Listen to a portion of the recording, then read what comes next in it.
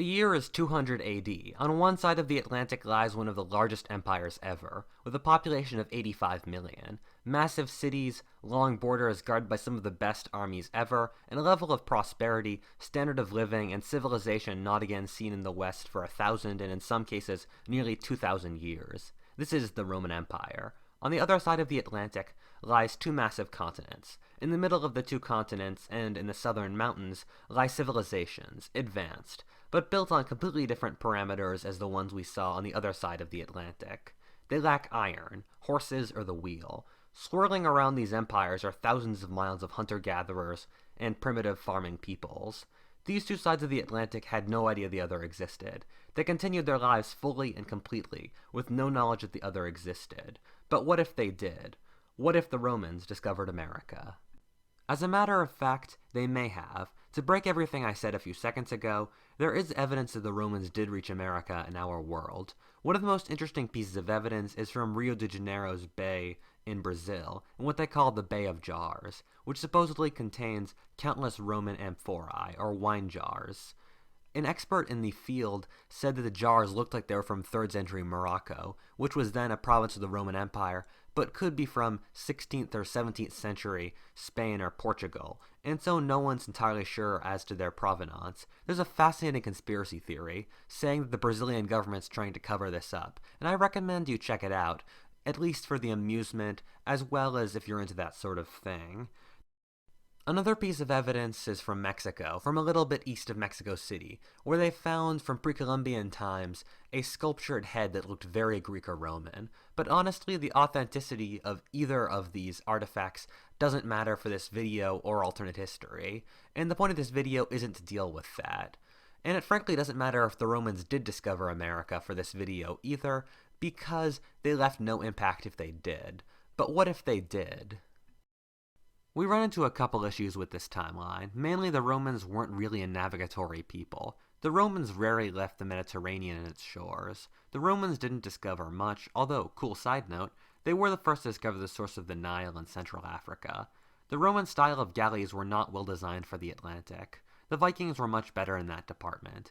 On the list of people who probably crossed the Atlantic before Columbus, the Romans honestly ranked pretty low. The Phoenicians, with their really badass ocean-going culture, were probably much more likely, but I've already made that video, the link to which is in the description. Hint, hint. Taking all that away, the Romans still could have done it. The Romans did have a few naval colonies, like parts of Yemen, Britain, and they even had a colony in the Canaries. Thor Heyerdahl sailed a reed raft from Morocco to Venezuela, meaning it could be done with a Roman galley. The Phoenicians circumnavigated Africa in 600 BC with similar technology to the Romans. I understand this timeline isn't the most likely thing ever, but it's possible, so why not look into it for fun? This timeline is incredible and has had so much demand that let's say the Romans do discover America. By what route, though? The northern route via Greenland and Iceland the Vikings took would completely shred Roman galleys used to the Mediterranean, so they'd have to take a southern route. Taking the Canaries as a launching point, they would hug the Sahara coast of Africa.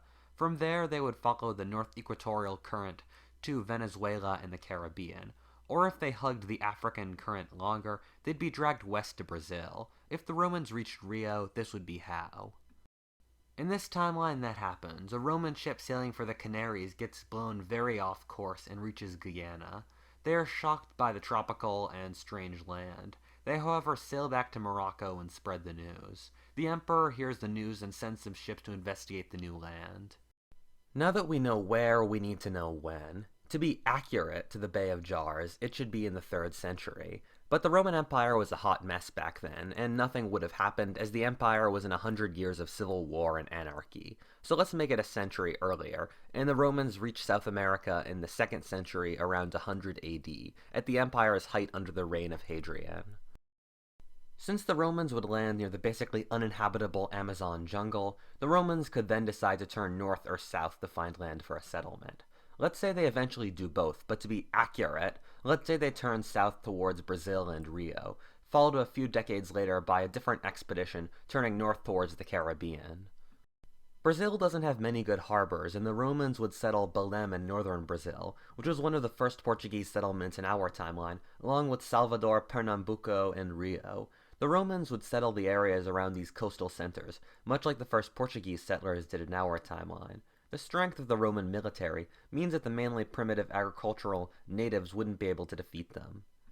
Meanwhile, other Romans would turn north and create trading posts in the Caribbean, likely on Cuba due to its central location, along with several other islands. The main Roman focus would be at this point would be in the larger and earlier discovered land of Brazil, so the Roman presence here would initially be a few emissaries and traders. Due to the sheer distance, the colonies would be in everything but name independent and isolated from Rome. The settlers would stay loyal to Rome, since it would be the motherland and would supply them with new immigrants, and would honestly be too far away to do anything tyrannical enough to overstay its welcome. The colony would slowly grow over the next 100 years, but would receive a massive boost during the crisis of the 3rd century. This was mentioned earlier as a century of pure anarchy and violence, in which the Roman Empire was torn apart by civil war, barbarian invasion, climate change, and disease. Some estimates say that a third of the entire empire's population died in these traumas. This would be like the English Civil War, Napoleonic Wars, or drug gang violence in Mexico and Central America today, which sent large amounts of people to America to escape the horrors of their homeland. This would be the big stimulus for the population of the Brazilian colonies. Another migration would come with the empire's conversion to Christianity. There were many pagans in the empire that would be happy to escape to America and be able to worship their gods in peace. This is like how the Quakers, Catholics, and Puritans fled to America for religious freedom in the 17th century. The pagans would found at least one colony in America, maybe moving into Argentina near Buenos Aires. Greco-Roman paganism would thus survive in America in this timeline, and not Europe. The migration would continue after this. The economic model that came out of the crisis of the 3rd century was constrictive and oppressive in the best words. Most craftsmen were contractors for the state who were forced to meet slavish quotas, and after a third of the population was killed, the landlords held most of the farming population as serfs on their land, unable to leave.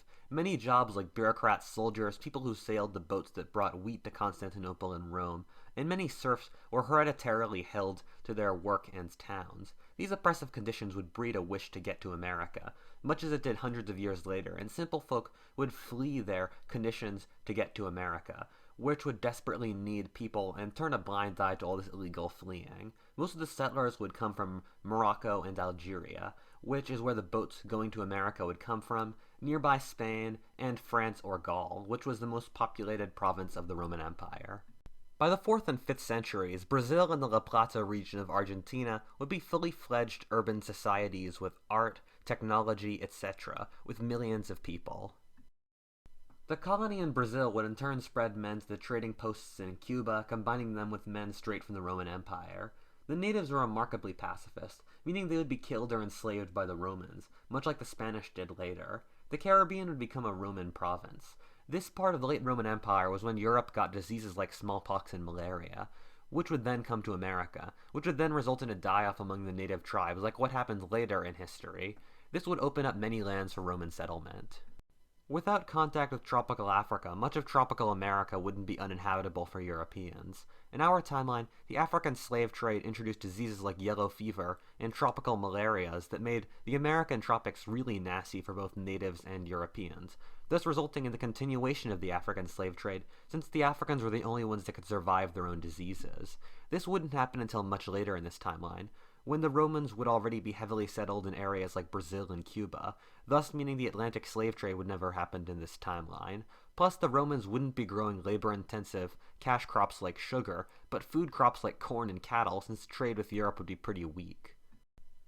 We tend to think of the Amazon as an endless, uninhabitable wasteland of jungle, but this wasn't always the case. There actually used to be advanced civilizations deep inside the Amazon, and these were wiped out by a combination of African and European diseases I talked about earlier that made the jungles uninhabitable, but also by European slaving and genocide. But by the time the Romans would show up, they'd be getting started, and so they'd come into conflict with the Romans in Brazil, and this would honestly result in a really awesome war, with the Romans fighting and invading the Amazon. And honestly, the Romans would probably lose. Think of how the Romans got defeated in Germania, which was a much limper forest than the Amazon, and much smaller. However, Turtledove, you really need to get on this. This needs to be a book. As the Roman Empire would fall apart in Europe, The colonies in America would keep going. Actually, as the empire would fall apart into an orgy of violence and death, many would flee to the colonies to get away. The colonies were simply so far away that they would declare independence, which had always been true in fact, and might actually make their own emperor in America.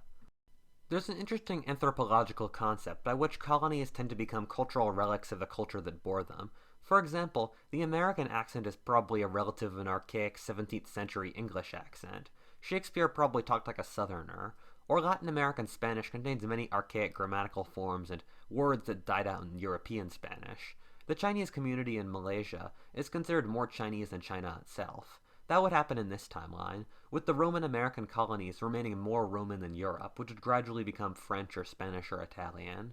The colony would keep speaking a language much closer to Latin and keeping building in a Roman style, when back in Europe the Gothic medieval style had taken over. This would also be shown in that at least one part of the colony would keep worshipping the old Roman gods. The Roman colony would of course have many effects in the surrounding native communities. By trade and war, the natives would learn the secret of iron and horses. They would turn this against the Romans. Beyond the coastal mountains in Brazil lies the steppe grasslands of the Sertão, which would support nomadic horse tribes. A similar process would happen in the grasslands of the Pampas in Argentina, which is what happens in our timeline. Both of these lands would support nomadic Mongolesque horse tribes. These horse tribes would prevent Roman expansion into Argentina and the heart of Brazil. The Romans would stop at Brazil's coastal mountains. The Sertão's periodic severe droughts would result in a continuous cycle of horse tribes pouring into the Roman kingdom. Expect Guarani Genghis Khans to periodically go on rampages and kill millions of South American Romans. Iron and horse would spread to the main centers of civilization, the Andes and Mexico. In Mexico, we had the Teotihuacan civilization in central Mexico, and the Mayan city-states in the Yucatan. Peru was a mess of a lot of little cultures, but Bolivia had the massive civilization of Tiahuanaco. With the new technologies, these would overpower the local societies. Given iron and horses, it would suddenly make them much more powerful and put them on a technological parity with the civilizations of Eurasia. This would create a revolution in culture and empire. Expect these societies to expand outwards with better communications. For example, Teotihuacan subdues the Mayan city-states and attacks the Romans in Cuba, or Tiwanaku conquering some of Peru and attacking Paraguay. America would be a different picture. The Romans in Cuba would be trading with Florida and the southern United States. This would result in the spread of the technologies in those regions. The Caddoan and Mississippian civilizations were just starting in the inland south. With the introduction of the new technology, they would be kick-started into major civilizations. They would come into conflict with the forest kingdoms further north and the tribes of the Great Plains, who, with iron and horses, would become formidable enemies like the Huns and Goths of Europe.